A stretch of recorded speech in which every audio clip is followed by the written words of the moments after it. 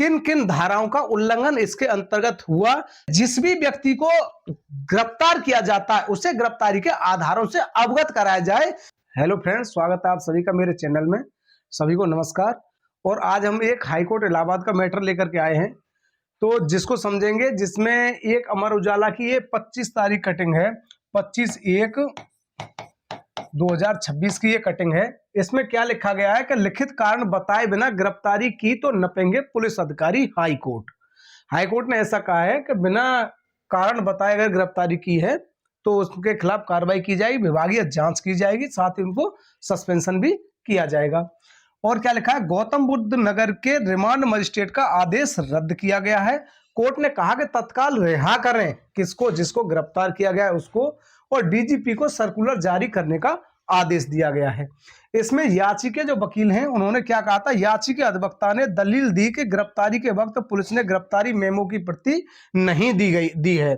किसको? जो व्यक्ति को गिरफ्तार किया गया है उसको गिरफ्तारी मेमो की प्रति नहीं दी है।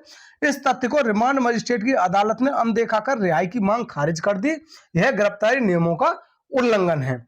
अब इसमें यहां पर कानून का खोखला अनुपालन निंदनीय है। यह कोर्ट ने कहा कि कानून का जो खोखला अनुपालन पुलिस अधिकारियों द्वारा किया गया है वो निंदनीय है। क्यों कहा गया, किन किन धाराओं का उल्लंघन इसके अंतर्गत हुआ, साथ ही ये समझेंगे कि आर्टिकल 22 के अंतर्गत जो प्रावधान थे क्या उनका भी उल्लंघन हुआ है।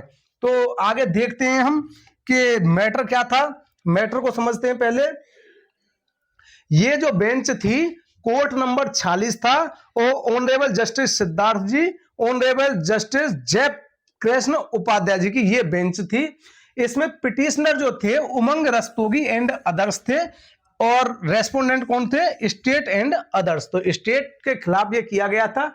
इसके हैबियस कॉर्पस रिट पिटीशन संख्या कितनी थी? 35/2026। ये मामला क्या था, मामले को एक बार समझते हैं। उस मामले में पूरा जो मामला था वो एक गिरफ्तारी मेमो से संबंधित था। गिरफ्तारी मेमो में क्या क्या गलतियां पुलिस अधिकारियों द्वारा की गई, और जब गिरफ्तारी मेमो एक निश्चित परफॉर्मा में है तो वो पूरा फिल क्यों नहीं किया गया, ये सारी बातें हैं। और ज्यादातर जो बात हुई पूरे उसके अंतर्गत तो वो किया गया कि ground of arrest as per clause 13 of the memo of arrest would amount to be the misconduct of dereliction of duty by police official concerned, and he shall be liable for being proceeded departmentally after being placed under suspension। तो इसमें यह दिया गया जो clause 13 है, अगर वो पूरा फिल नहीं किया गया पुलिस अधिकारियों द्वारा तो उनको वो लायबल होंगे किसके? सस्पेंशन के लिए और विभागीय कार्रवाई के लिए। तो इसमें जो क्लॉज 13 है यही पूरा मामला था कि क्लॉज 13 का पालन क्यों नहीं किया गया, साथ ही उसको गिरफ्तारी मेमो की प्रति अभियुक्त को क्यों नहीं दी गई जिससे गिरफ्तार किया गया था। इसमें आदेश क्या किया कोर्ट द्वारा? कोर्ट द्वारा डीजीपी ऑफ उत्तर प्रदेश को within period 1 week by the registrar of this court for necessary compliance, necessary compliance के लिए आदेशित किया है 1 सप्ताह के अंतर्गत। और आदेश क्या किया गया है, जो कोर्ट था सिविल जज सीनियर डिवीजन एफटीसी, इसका ऑर्डर डेट कितना दी गई है? 27/12/2025। जो आदेश किया था, मतलब कि जो रिमांड किया गया था, रिमांड का आदेश है ये, रिमांड के आदेश को क्या किया गया है? क्वेश कर दिया गया है। क्वेश कर दिया गया है। किस किस सेक्शन के अंतर्गत था? 317(2) और 317(4) बीएनएस के अंतर्गत ये रिमांड किया गया था, जिस रिमांड आदेश को क्वेश कर दिया गया हाईकोर्ट इलाहाबाद द्वारा। अब समझेंगे कि मामला पूरा था क्या। यह बिसरख थाना पड़ता है गौतम बुद्ध नगर जनपद में। उसमें दिनांक 26/12/2025 को उनको अरेस्ट किया गया था। किसको? उमंग रस्तोगी को। उसके पिताजी का नाम विनय रस्तोगी है और 317(2) 317(4) बीएनएस के सेक्शन में अरेस्ट किया गया था। ये एक परफॉर्मा है जिसमें 16 क्लॉज दिए गए हैं। यहां तक 16 क्लॉज हैं, इधर 1 से लेकर के 16 क्लॉज हैं। यहां तक जो क्लॉज भरे गए थे पुलिस अधिकारियों द्वारा उसको बखूबी फिल किया गया है। अभियुक्त का नाम, पिताजी का नाम, उनका एड्रेस और परमानेंट एड्रेस क्या है और प्रेजेंट एड्रेस क्या है वो सब भरा गया है। और साथ ही ये भी भरा गया है कि किस व्यक्ति को गिरफ्तारी के बाद में सूचना दी गई थी, और पदाभित पुलिस अधिकारी जो डेजिग्नेटेड पुलिस ऑफिसर हैं उनको भी सूचना दी गई थी कि नहीं दी गई गिरफ्तारी की। ये सारी चीजें इसमें भरी हैं। अब जब ये सब कुछ फिल कर रखा है तो दिक्कत कहां पे आई, इसको समझते हैं। दिक्कत आई क्लॉज 13 के अंतर्गत। तो क्लॉज 13 के अंतर्गत इन्होंने ऐसा क्या फिल कर दिया जिसकी वजह से इतनी दिक्कत आ गई, रिमांड खारिज कर दिया गया, रिमांड आदेश को क्वेश कर दिया गया। क्लॉज 13 के अंतर्गत थे गिरफ्तारी के आधार। इसमें कहा क्या गया कि अभियुक्त उमंग रस्तोगी पुत्र विनय रस्तोगी राज्य उपरोक्त को मुकदमा उपरोक्त के जुर्म व धारा से अवगत कराकर नियमों का पालन करते हुए गिरफ्तार किया गया है। अभियुक्त की गिरफ्तारी की सूचना उसके पिता विनय रस्तोगी को दूरभाष के जरिए दी गई है तथा अभियुक्त को उसके विधि विशेषज्ञ वकील से मिलने का मौका देकर जमानतीय एवं जमानत के अधिकारों से अवगत कराया गया है। इतना इसमें लिखा था। तो इसमें कमी क्या रह गई जब इतना सब कुछ बात लिख दी? कोर्ट ने क्या कहा कि आप केवल खोखला अनुपालन नहीं करेंगे। तो इसमें लिखना क्या था? लिखना था, इसमें जो कॉलम है मैं आपको एक बार पढ़ के सुनाता हूं तो समझ में आएगा अच्छे से कि गिरफ्तार किए गए व्यक्ति के बयान एवं साक्ष्यों के साथ साथ वादी मुकदमा दिए गए साक्ष्यों के आलोक में कैसे गिरफ्तारी आवश्यक है, गिरफ्तारी क्यों आवश्यक है, क्या साक्ष्य उसके विरुद्ध प्राप्त हुए हैं जिस व्यक्ति को अरेस्ट किया जा रहा है, और लिखना था वह समस्त सामग्री जिससे गिरफ्तार व्यक्ति की अपराध में संलिप्तता स्पष्ट है। तो इसमें गिरफ्तारी की उस व्यक्ति की संलिप्तता जो स्पष्ट है वो विवरण इसमें अंकित करना था। तो कह जी कॉलम तो इतना बड़ा ही है, इसमें इतना जो विवरण है समस्त सामग्री ये कैसे लिख जाएगी? इसमें समस्त सामग्री नहीं लिखनी है, केवल उसका जीस्ट लिखना है, उसका सार लिखना है कि आपको किस लिए अरेस्ट किया जा रहा है। क्योंकि आप जब 317(2) बीएनएस लगी है तो इसका मतलब उससे चुराई हुई संपत्ति बरामद हुई है। तब इसमें विवरण ये लिखना चाहिए था कि चुराई हुई संपत्ति मोटरसाइकिल भी हो सकती है, मोबाइल भी हो सकता है, अन्य कोई वस्तु हो सकती है कि ये वस्तु बरामद इनसे हुई है, इस सेक्शन के अंतर्गत हुई है। साथ ही इसमें यह भी लिखना चाहिए था कि गिरफ्तारी के आधार क्यों आवश्यक है, गिरफ्तारी करना क्यों आवश्यक है। गिरफ्तारी करना इसमें इसलिए आवश्यक था क्योंकि 317(2) चुराई हुई संपत्ति बरामद होना है, और चुराई हुई संपत्ति अगर किसी से बरामद होती है पुलिस अधिकारी के समक्ष तो 317(2) कौन सा अपराध है? संज्ञेय अपराध है। और धारा 35 बीएनएसएस ये कहती है कि पुलिस अधिकारी के समक्ष अगर कोई संज्ञेय अपराध कारित करता है तो उसकी अरेस्टिंग की जाएगी। साथ ही ये दिया गया है 35(1)(e) के अंतर्गत अगर चुराई हुई संपत्ति किसी भी व्यक्ति से बरामद होती है या कोई भी अपराध से संबंधित संपत्ति बरामद होती है तो पुलिस अधिकारी का यह समाधान हो जाता है तो उसे अरेस्ट कर लेगा। यह धारा 35 बीएनएसएस के अंतर्गत कहा गया है। तो वो इसमें विवरण दर्ज करना चाहिए था, इस कारण से पुलिस अधिकारियों द्वारा उसको अरेस्ट किया गया है। साथ ही इसमें क्या लिखा गया है कि वह समस्त सामग्री बरामदगी जिसके आधार पर उक्त अपराध में गिरफ्तार किए गए व्यक्ति की गिरफ्तारी की आवश्यकता है। तो ये विवरण मैंने जो अभी 35 के उपबंध बताए थे वो भी लिखने चाहिए थे, क्या वस्तु उससे बरामद हुई है। विवेचना अधिकारी द्वारा गिरफ्तार किए गए व्यक्ति के संबंध में गिरफ्तारी के समय तक एकत्र की गई समस्त सामग्री जिससे गिरफ्तार करने की आवश्यकता हुई है, क्यों गिरफ्तार करने की उसे आवश्यकता हुई है, अन्य ऐसी सामग्री दस्तावेज साक्ष्य एवं इलेक्ट्रॉनिक साक्ष्य आदि जो कि गिरफ्तार किए गए व्यक्ति से संबंधित है, अगर बरामदी की गई है क्या उसकी वीडियोग्राफी कराई गई है तो इलेक्ट्रॉनिक जो साक्ष्य वो लिखना चाहिए था। गिरफ्तार किए गए व्यक्ति के संबंध में बीएनएस की किन किन धाराओं में सामग्री साक्ष्य है जो कि गिरफ्तारी के लिए आवश्यक है उसका विवरण।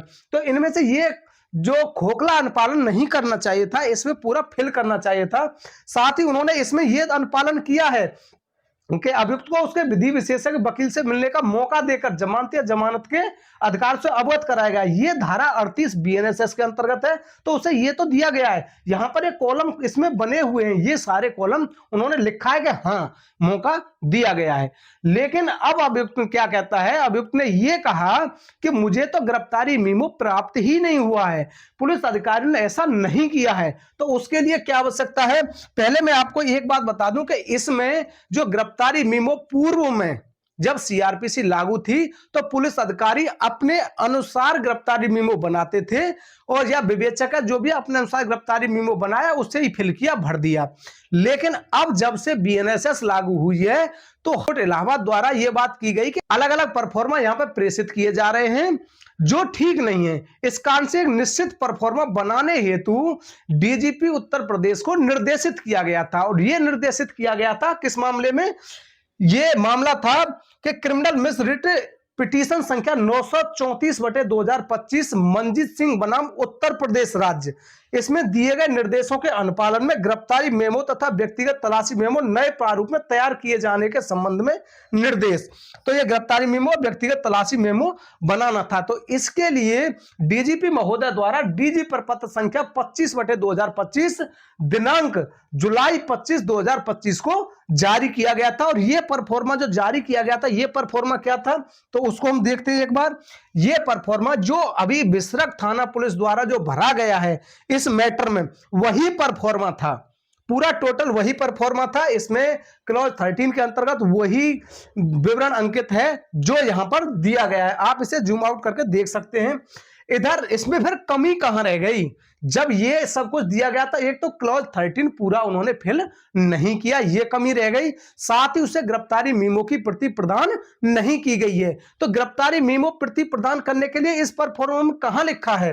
तो वो लिखा है यहां पर। ये देख पा रहे हैं हम कि अभियुक्त को गिरफ्तारी के कारण एवं आधारों एवं विधिक अधिकारों के बारे में अभियुक्त को समझने वाली भाषा में भली भांति अवगत कराया गया तथा माननीय सर्वोच्च न्यायालय के निर्देशों एवं बीएनएसएस के प्रावधानों का गिरफ्तारी के दौरान पालन किया गया। यहां पर गिरफ्तारी करने वाले अधिकारी के हस्ताक्षर होने हैं और उसका नाम, पद, रैंक लिखी जानी है, थाना और दिनांक।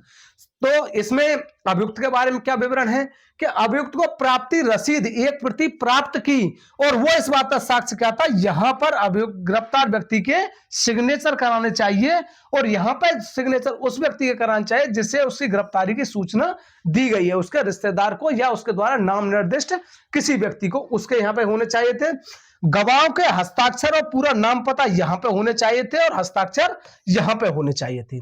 तो ये प्राप्ति रसीद भी गिरफ्तारी मीमो के जस्ट नीचे बनी हुई है, तो ये फिल करनी चाहिए थी, ये गिरफ्तारी मीमो देना चाहिए था। अच्छा, इसकी आवश्यकता क्यों पड़ी? तो गिरफ्तारी मीमो जो डीजीपी महोदय द्वारा तैयार कराया गया, वो ये कमेटी गठित की गई, उस कमेटी के गठन के बाद में ये गिरफ्तारी मीमो तैयार किया गया है। तो सभी पुलिस अधिकारियों से हम अपेक्षा करते हैं कि वही गिरफ्तारी मीमो भरें, फिल करें और डीजी प्रपत्र संख्या 25/2025 का पालन करें। अब इसमें यह देखते हैं कि धारा 47 बीएनएसएस के अंतर्गत ऐसा क्या है कि जिसका अनुपालन नहीं किया गया। इसमें दिया गया गिरफ्तार किए गए व्यक्ति को गिरफ्तारी के आधारों और जमानत के अधिकार की सूचना दिया जाना। इसकी उपधारा एक कहती है कि जिस भी व्यक्ति को गिरफ्तार किया जाता है उसे गिरफ्तारी के आधारों से अवगत कराया जाए कि आपको इस कारण से अरेस्ट किया जा रहा है। केवल ये नहीं बोलना कि उसको जुर्म धारा इतने से अवगत कराते हुए अरेस्ट किया गया, इसमें यह भरा जाना है कि आपके द्वारा यह अपराध कारित किया गया है जो इस धारा के अंतर्गत जुर्म है, इस कारण से आपको अरेस्ट किया गया। साथ ही इसमें दिया गया कि अजमानतीय अपराध के अभियुक्त से भिन्न किसी व्यक्ति को, अजमानती अपराध से भिन्न व्यक्ति कौन सा रहेगा? जिसके द्वारा जमानती अपराध किया गया है।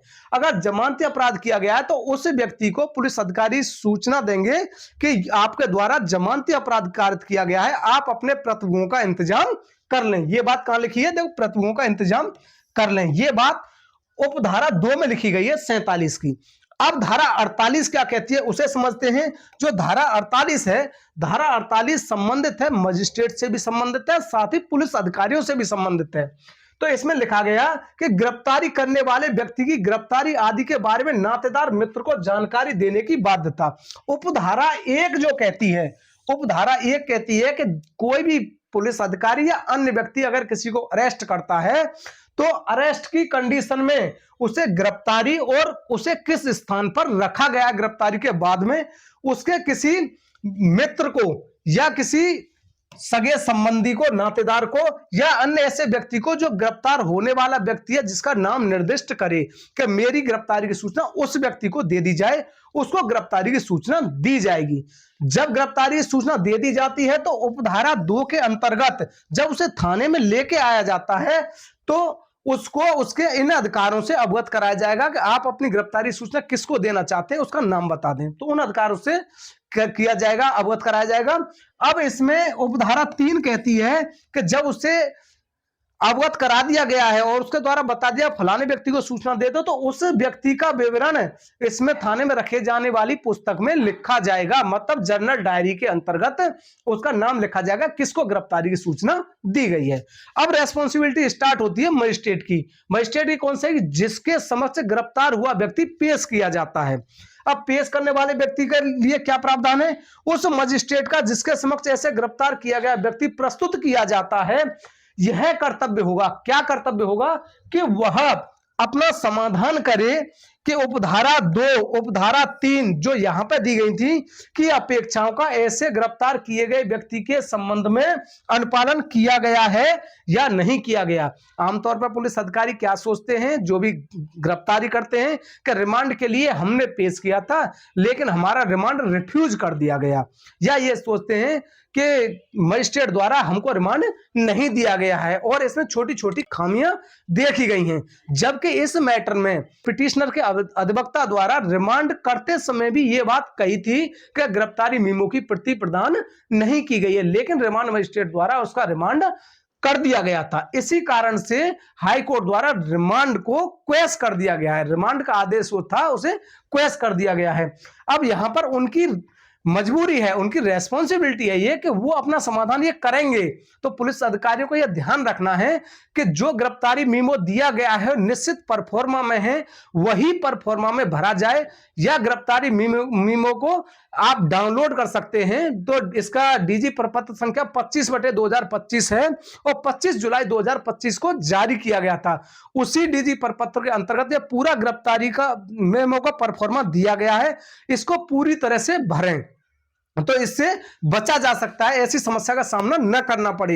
एक बहुत छोटी सी बात थी कि उसमें ये सारे विवरण अगर अंकित कर दिया होता और उससे गिरफ्तारी मीमो जिस व्यक्ति को अरेस्ट किया गया है प्रदान कर दिया गया जाता तो उसकी प्रति दे दी जाती, शायद इस तरह की घटना न होती। अब हम देखते हैं इसके अंतर्गत उल्लंघन किस किस का हुआ है। धारा 47 का उल्लंघन हुआ, धारा 48 BNSS भारतीय नागरिक सुरक्षा संहिता का उल्लंघन हुआ है, साथ ही अनुच्छेद 22 जो आर्टिकल 22 है उसका भी उल्लंघन हुआ। आर्टिकल 22 के अंतर्गत भी यही विवरण दिया गया है, इसका उल्लंघन हुआ है, इस कारण से रिमांड के आदेश को पेश कर दिया गया है। अगर आपको वीडियो पसंद आया हो तो लाइक करें और शेयर करें, चैनल को सब्सक्राइब करें, जिससे मैं इस तरह की जानकारी आपको देता रहूं। थैंक यू, जय हिंद।